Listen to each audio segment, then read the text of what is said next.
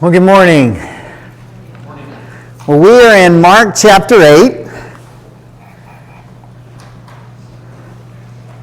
And, I think one of the difficult realities in life is how often we are in places with people, with situations, where we look at our resources and we look at the need and we say, I don't have enough. And yet, how many times in those situations we lay awake at night, we worry, we stress, we try to find a way to manufacture enough, and we feel the weight and the burden as if it is our responsibility, as if somehow because we see the need, we think that God expects us to meet the need. And yet, this morning's passage, I think, is a great reminder that God doesn't call us to meet every need that we see. He calls us to offer what we have and then trust the situation, trust the individual, trust the people to Him. And this morning's story is another reminder of that. So in Mark chapter 8, let's first of all start off by reminding ourselves of the context. And the context here, we need to go back, I think, to chapter 6. And really, the context of this section, I think, begins with the death of John the Baptist. And it's critical that we recognize how significant this event was for Jesus and for His disciples. John was Jesus' cousin. John was the forerunner of Jesus. We don't know how much John and Jesus played together growing up, but I have a strong hunch because of the connection of Mary and Elizabeth, they did. And so in chapter 6, verses 14 through 29, we have the gruesome story of how Herod had John beheaded while in prison. And when news of that came to Jesus, Jesus told His disciples, "Let us leave the crowd, go to the other side, and get some rest." Makes perfect sense. Jesus needed to grieve. The disciples needed to grieve. Because, what I just left out is the disciples. Many of them were John's disciples before they were Jesus' disciples. That John had escorted them, handed them off to Jesus. John was their first rabbi. They loved him dearly. And so the news of his death hit at a very, very deep level. It also hit at a very foreboding level, because if Herod had John killed, how much more danger are they in now that they are with Jesus? So Jesus says, let's go to the other side and get some rest. Only what we find in verse 30 of chapter 6 is when they get to the other side, there's no rest, because the multitude saw where they were headed and beat them there. And in that place of needing rest, needing to grieve, Jesus looks among the people and He sees them as sheep without a shepherd, and He has compassion for them. And so we have the story of the feeding of the 5,000 with 5 loaves and 2 fishes. That instead of sending people away, Jesus has compassion for them. He teaches them, and then He feeds them. And then that leads us into chapter 7, where the Pharisees come forward, and there's this conflict over clean and unclean, pure and non-pure. And upset with Jesus because, Jesus, if you really were a rabbi, you would follow our rules, and your disciples would follow our rules. And Jesus kind of says, you know what, I don't really care about your rules. All right? And so guess what Jesus does next? He says, okay, guys, let's get out of here. We still need to find time to grieve. We still need to find time to rest. So Jesus takes them to a Gentile region. because he knows the Jews aren't following him there. But guess what? Even in a Gentile region, Jesus' fame precedes him. So while the disciples are gathered, a woman comes in who has a sick daughter and begs Jesus to heal her. And in compassion, he does. And he also heals a deaf mute by touching his tongue and touching his ears, attuning to him, speaking to him in a way that he could understand even before he could audibly hear Jesus. And then in our story this morning, in 8:1 through 10, we find once again a crowd is gathered. As we will see in the story, it is a Gentile crowd. And in spite of them still not having that retreat, still not having that time to rest and recoup, Jesus has compassion for the Gentile crowd. And then in 11 through 21, then it transitions back into conflict with the Pharisees, and we see Jesus' clueless disciples. So that's the picture of where we've been, where we're going today. So let's dive in, first of all, to the miracle. Let's look at the first 14 verses, Mark chapter 8. During those days, another large crowd gathered. Again, remember, Jesus is trying to get the disciples away to rest.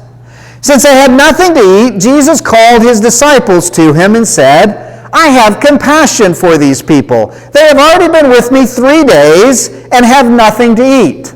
Okay, let's just take a minute and think about that for a moment. This large crowd is gathered, and Jesus has spent 3 days teaching them. And Jesus says, hey, we've got this crowd. They're hungry. Verse 3, if I send them home hungry, they will collapse on the way, because some of them have come a long distance. His disciples answered, but where in this remote place can anyone get enough bread to feed them? Okay, now wait a second. Haven't we been here before? Have the disciples not learned anything? Well, we'll come back in a minute and talk about why. Verse 5. How many loaves do you have? Jesus asked. 7, they replied. He told the crowd to sit down on the ground. When he had taken the 7 loaves and given thanks, he broke them and gave them to his disciples to distribute to the people, and they did so. They had a few small fish as well. He gave thanks for them also and told the disciples to distribute them. The people ate and were satisfied. Afterward, the disciples picked up 7 basketfuls of broken pieces that were left over. About 4,000 were present. After he had sent them away, he got into the boat with the disciples and went to the region of Dalmanutha. The Pharisees came and began to question Jesus to test him. They asked for a sign from heaven. He sighed deeply and said, why does this generation ask for a sign? Truly, I tell you, no sign will be given to it. Then he left them, got back into the boat, and crossed to the other side. The disciples had forgotten to bring bread except for 1 loaf they had with them in the boat. Okay?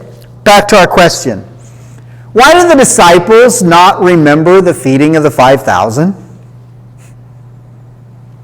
I think it's because they are now among the Gentiles and in a Gentile land. I think it's because they're seeing the Gentiles, and guess what they're wanting to do? They're wanting to get away. Okay, let's think about this for a minute. If you grew up in a very prejudiced family, in a very prejudiced culture, and you grew up in a world where you stayed among people who looked like you, thought like you, talked like you, what does it feel like when you are in another culture? Very uncomfortable. I was that kid. I can remember freshman year of college, I was driving from summer after my freshman year of college, I was driving from Albuquerque, New Mexico to Pittsburgh, Pennsylvania by way of a friend of mine in Nebraska. And I got up on I-80 and I got off to get gas in the midst of South Chicago crazy traffic.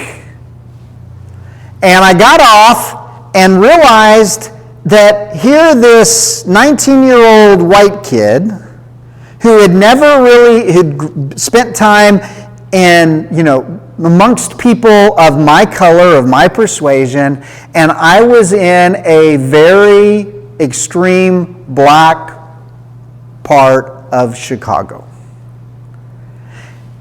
And I was totally out of gas, and I needed to use the restroom, and the restroom at the gas station, guess what? Was not working.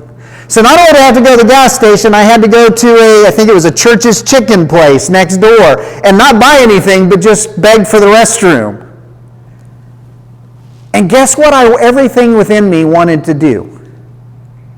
Get out of there as fast as I could. Was I in any real danger? Probably not. But I was in an uncomfortable, out of my norm place, and so I wanted out of there. How much more so the disciples? You see, the prejudices that I grew up with were more subtle than what Peter, James, and John and the other disciples grew up with. They were actively taught the Gentiles are dogs. The Gentiles are ungodly. They are unclean. We stay away from them at all costs. And now Jesus has taken them into Gentile country, and he spent the last 3 days teaching a crowd of 4,000 Gentiles. And these disciples are ready to get out of Dodge. And so their memory of the feeding of the 5,000 is the last thing on their mind. And besides, why would Jesus feed Gentiles anyway? So it doesn't even cross their mind. And so notice in verse 15, Jesus begins teaching them and the people. Begins teaching the disciples. Verse 15, "Be careful," Jesus warned them. "Watch out for the yeast of the Pharisees and that of Herod." They discussed this with one another and said, it's because we have no bread. Okay? I mean, again, just notice the cluelessness of the disciples. Jesus says, be careful of the yeast of the Pharisees and of Herod. And the disciples look around at each other and say, hey, did you grab any of those leftovers? No, I thought you would. No, I thought you would. Well, here we are on the boat and we ain't got no bread. We're going to starve, right? Well, first of all, how long are they going to be on the boat? Second of all, if Jesus can feed 5,000 and 4,000, do you think he could take care of his own disciples? Verse 17, aware of their discussion, Jesus asked them, why are you talking about having no bread? Do you still not see or understand? Are your hearts hardened? Do you have eyes but fail to see, ears but fail to hear? And don't you remember? When I broke the 5 loaves for the 5,000, how many basketfuls of pieces did you pick up? 12, they answered. And when I broke the 7 loaves for the 4,000, how many basketfuls of pieces did you pick up? They answered, 7. He said to them, do you still not understand? So what's Jesus' point? What's he teaching his disciples? What's he saying in all of this? Verse 15. Be careful, Jesus warned them. Watch out for the yeast of the Pharisees and that of that of Herod. Now, we need to remember what yeast does. Yeast goes into a batch of dough and causes it to rise. A little yeast changes the whole clump of dough. And that's Jesus' point. He's using yeast as an analogy. He's saying that when there is unbelief, that unbelief changes everything. And so I think what he's saying is the yeast of the Pharisees and the yeast of Herod at its core is unbelief in Jesus. Okay? So let's look at this unbelief, this yeast of unbelief. First of all, let's look at the disciples. How are the disciples failing to believe? Well, the disciples' yeast of unbelief is that of pessimism. Go back to verse 4. They say, we have nothing to offer them. Jesus said, hey, what do we have to feed them? Let's give them something to eat. And the disciples look at each other and say, Jesus, we ain't got squat. What we have isn't enough for this crowd. They look at their resources, they look at the need, and they say, Jesus, it doesn't add up. Their unbelief is pessimism. Their unbelief is, maybe you could even say, realism. Because were they looking at the situation wrongly?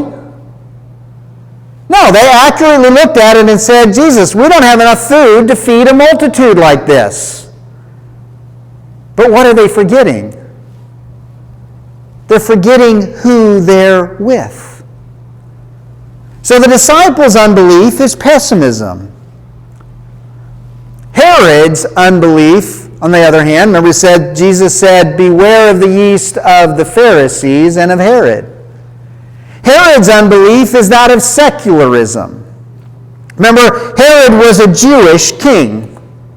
He was a Jewish man who liked to live like he was a good Jew. He would go to the festivals. He would go to the temple. He would do Jewish things. But where was his trust? It was in Rome.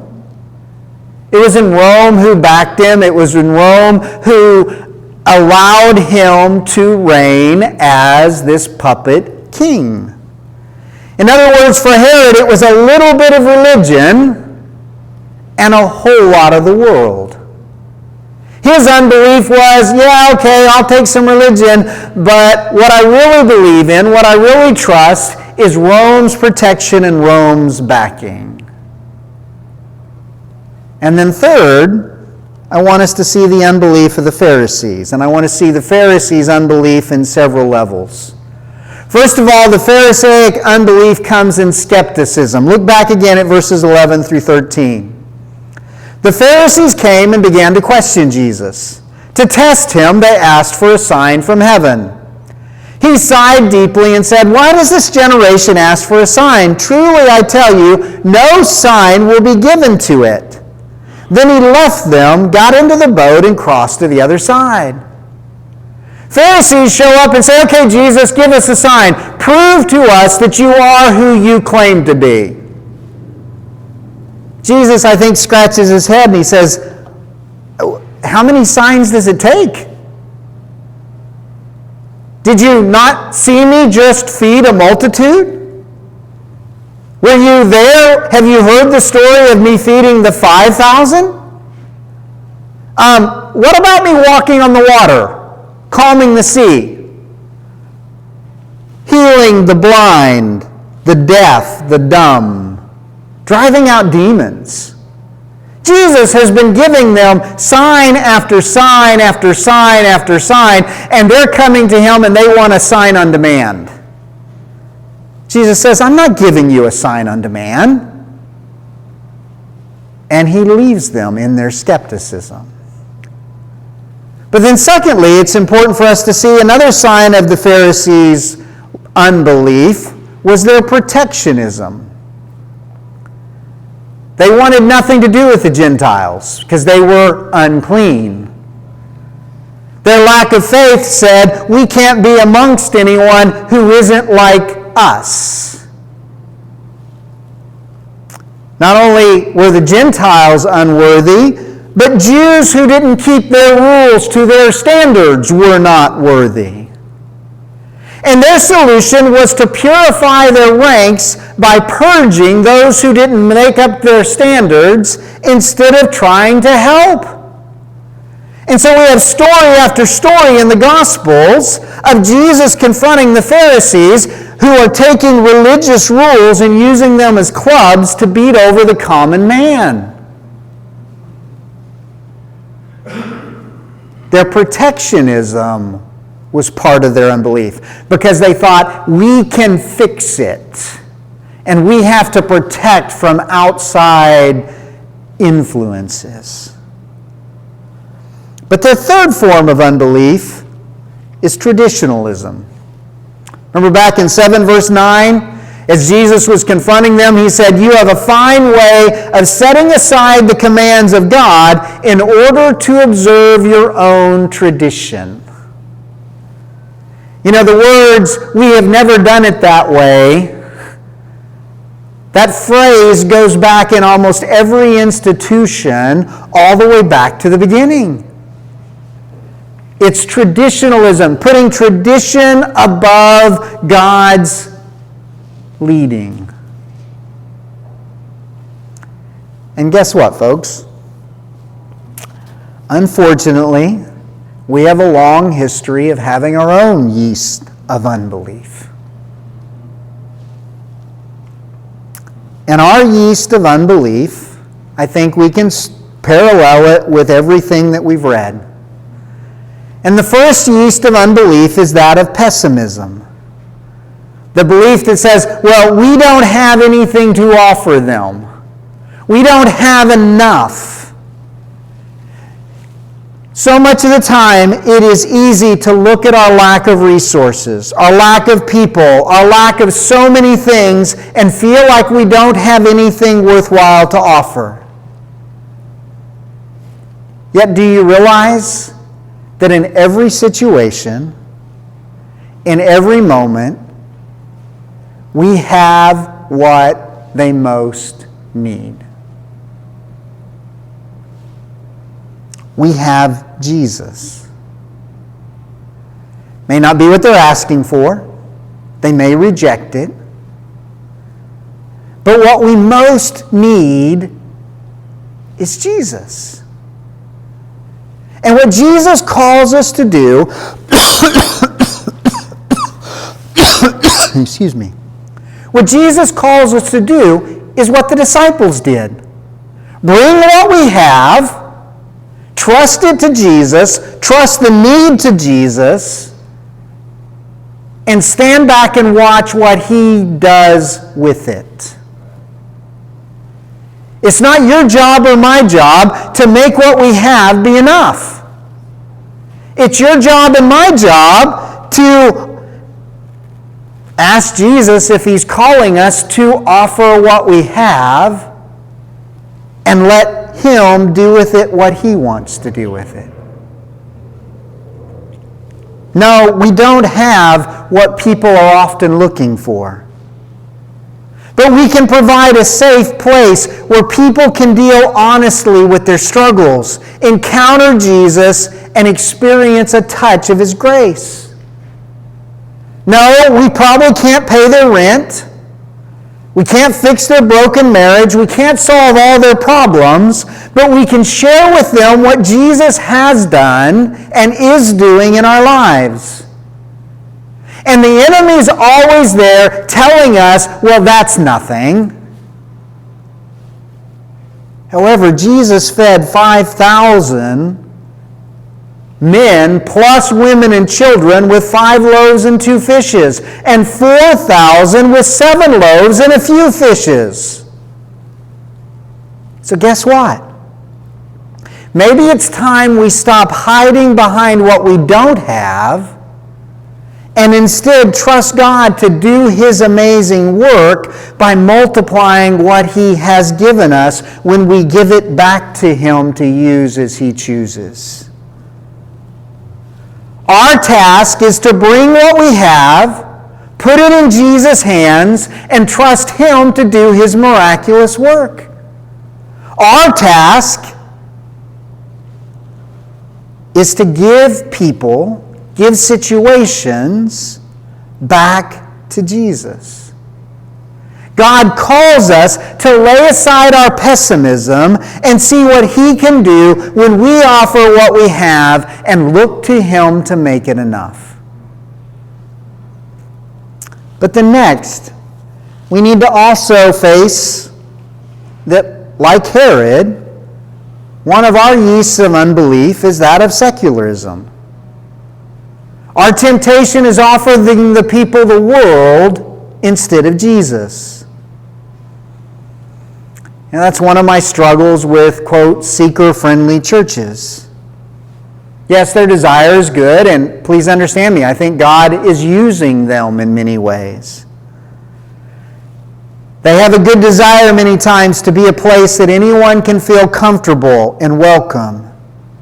And yet often in their desire to be, quote, relevant and appealing, they focus on methods of the world instead of trusting that Jesus is enough.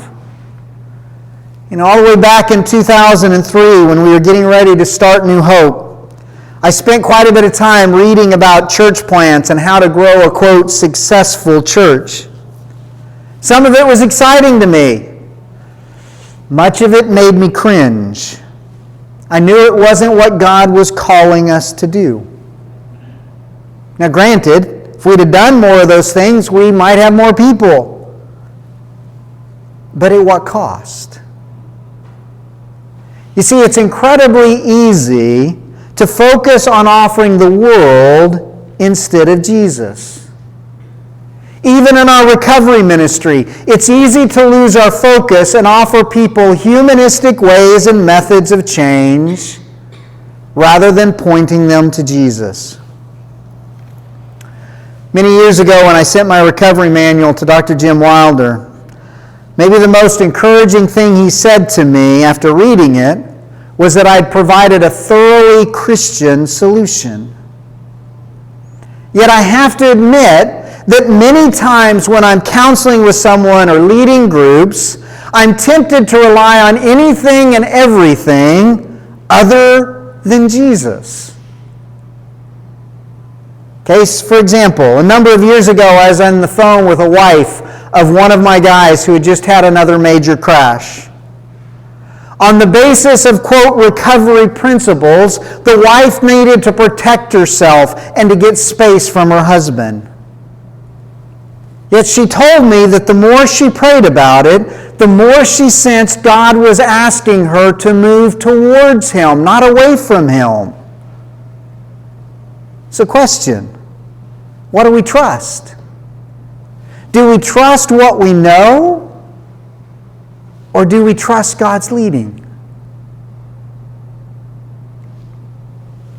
Now, as you know, I do believe we can learn much from the work done by both Christians and non-Christians.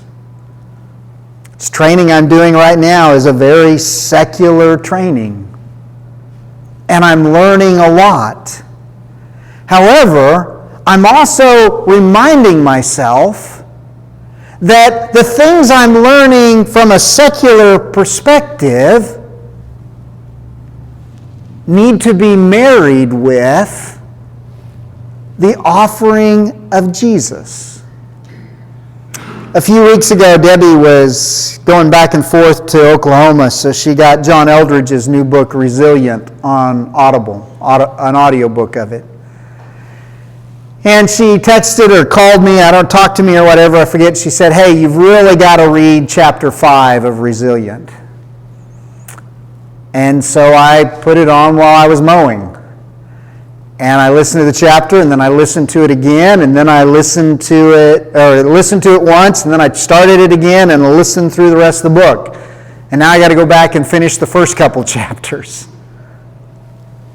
But one of the things that I so appreciate about this book in particular, and Eldridge in general, as he's done it in numerous other places also, is he does a great job of learning what we are learning from secular psychology and brain science and attachment and different things of those nature. And then he brings it back to Jesus. And that's what is so critical. Is that yes, we can learn many things from the world, and they are very practical, and they can be incredibly helpful. But guess what? Ultimately, it's Jesus. You know, Dr. Larry Crabb, and I don't know if he was quoting somebody or if it was his own statement. I think he was quoting somebody, but I don't remember who it was. But many years ago when I was in his school of spiritual discipline, one of the things he said multiple times that I've held on to is whenever you think your problem is anything but Jesus, you don't really know what your problem... Excuse me, I'm going to butcher that one. Let me try that over. Whenever you think the solution to your problem is anything but Jesus, you haven't got to the depth of what your real problem is. When you think your solution is for your spouse to respond a certain way, or your boss to give you a raise, or to solve a certain situation, it's important to step back and say, okay, Jesus, what's my real struggle here? What's my fear that is underneath the presenting fear? And allow Him to meet you there.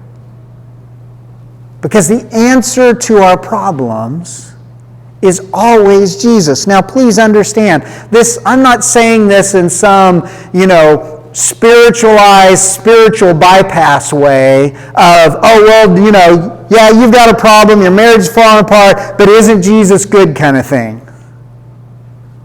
I'm saying it in the sense of wrestling with the problems and getting deep enough that we discover that what I'm really terrified is not being accepted, of not having that core attachment.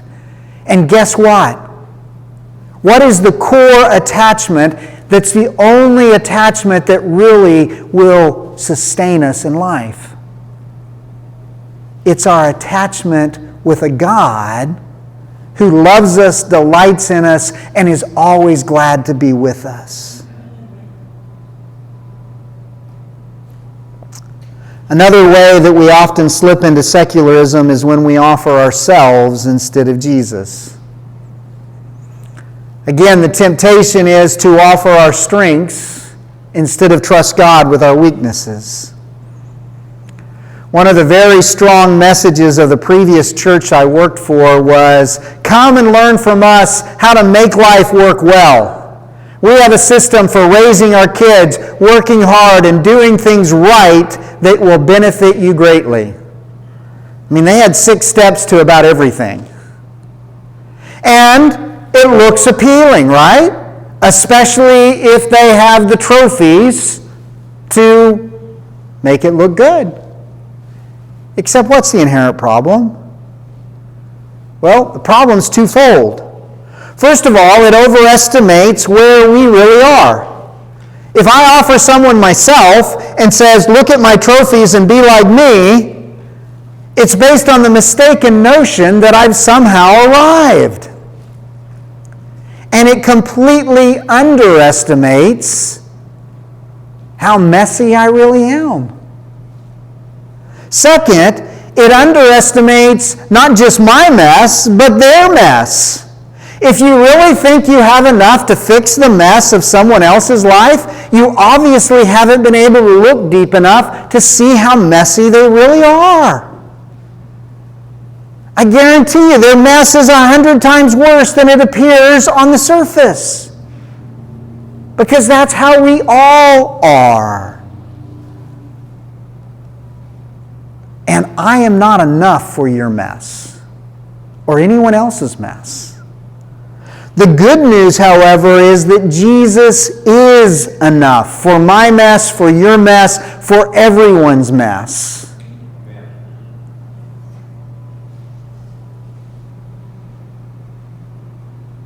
But so much of the time, we don't get to that place because we're so busy trying to solve the problems ourselves or solve the surface problems. And it's only when we get to the place that we say, God, all I've got is I've got 5 loaves and 2 fishes, and there's thousands of people to feed. I need you to do something far beyond what I can do. A third yeast of unbelief that I see amongst us, myself and amongst others, is that of protectionism. I think I saw this most clearly in my first full-time ministry job in Albuquerque, New Mexico. The church had a bus ministry to a Laotian community in town. I still to this day don't understand how a Laotian community ended up in Albuquerque, New Mexico, but nonetheless it was one of the real beautiful learning experiences of when I was a young minister. So we had this a bunch of junior high kids primarily that I was working with. Their parents had come over from Laos. They were first generations, and their parents were incredibly hard workers, and the kids were pretty much on their own. So anytime I would pick them up, they would go do anything. And so they really became kind of the core of our youth group. And guess what that led to? It led to conflict with the white American parents. Because guess what the Laos kids were? They were rough at times. They did not know that there were certain words you didn't say in a church building. Now, trust me, those American kids said those words too. They just knew not to say them when the adults were around. Okay? And so I had parents saying things like, I don't want my child around those influences. But let me tell you something. Those kids were so much fun to work with. When the bus broke down and we're stuck in a parking lot, and the American kids are whining about being bored and how horrible this is, and guess what the Lao kids did? They got a big piece of paper, they crumpled it up, they made a ball, and they went outside and they started playing soccer with it. And anytime I wanted to teach them, anytime I wanted to be with them, they were all ears, they were all in. They were so hungry. And I could tell you several stories of times that the good church kids were the ones manipulating things, telling the lies, doing really destructive things. And yet, I planned a camp out, and at the last minute, all the American kids' parents said, no, our kids can't go. Because they did not want them with the outsiders. So we went, we had a great time. But you see, where that is it's an unbelief. It's an unbelief that says, yeah, they're different. And yeah, they have some influences that are going to be corrupting. But let me tell you, they also had some incredible things to learn from them about who God is, because they were image bearers. And whenever we are in that protective spirit of, no, I can only be around those who are like me, that's an unbelief. That's an unbelief that says, I have to protect because God is not going to protect. It also comes out at times, it comes out in many, many ways. Because we are afraid of anything different. And yet God says, you don't have to be afraid. I'm even in the different. Finally, our yeast of unbelief also comes out in traditionalism. Again, it's funny how quickly the phrase, "we haven't done it that way before," comes in. I mean, let's be honest. We are all creatures of habit. Why did you sit where you sat this morning? Probably because that's where you usually sit. And that's fine until we start treating our traditions as gospel. So we start treating our traditions and saying, we've always done it this way, so we have to do it this way. That's what the Pharisees did. And Jesus comes in and says, I'm going to do it differently. And I'm going to rock the boat. And I'm going to blow up your religious traditions. And I'm going to provide you an opportunity to believe instead. And he does the same with you and me. Let's pray. Father, we come to you this morning and we thank you for these reminders, though we confess that they're hard for us. We confess that at times we don't want to see them, that we like to be comfortable, we like our tradition, we like we're kind of addicted to our pessimism, of our skepticism, of, there's not enough, we can't do this. And secularism of looking to the world instead of to you, it's just so second nature because the world is always in front of us. And so, Lord, we just come to you this morning and we just ask you to help us turn to you, because you are the solution. And that's not in a bypassing kind of way, not in a pretending things are good when they're not, but instead in a way of looking deeper and finding out what is the core need beyond the surface need that we think we need to address. And to experience you meeting us in those places and showing us that you are enough. And it's in your Son's name we pray. Amen. As we leave this place today, let me just remind you, you're going to face things today, tomorrow, this week, where you don't have enough. You're going to have people in front of you, you're going to have needs in front of you, and God does not expect you to solve them. He does call you to trust them to Him and to ask Him, are you calling me to offer my 5 loaves and trust you to do the rest? Or are you calling me to trust that you have another solution? And there's so much freedom in that response. And so let me encourage you as we leave this place to know that Jesus is enough. And with that, we are dismissed.